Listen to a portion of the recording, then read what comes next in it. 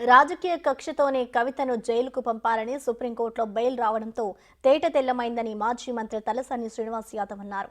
Liquor కేసులో వేల కోట్ల స్కామ్ జరిగిందని ఒక్క రూపాయి కూడా రికవరీ చేయలేదన్నారు. సుప్రీంకోర్టు తీర్పుపై కొంతమంది తప్పుగా మాట్లాడుతున్నారని, వారి మాటలు దేశ సర్వోన్నత న్యాయస్థానాన్ని అవమానించినట్లే ఉన్నాయని ఆరోపించారు. అలాంటివి మానుకోవాలని సూచించారు. 11 మందిని అప్రూవర్గా మార్చి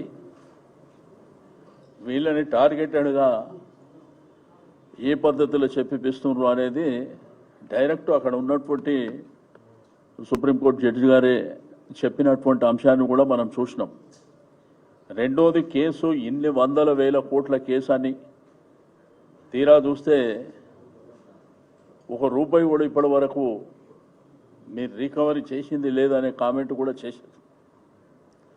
కాబట్టి ఇట్లా చాలా అంశాలు ఉన్నాయి దాంట్లో.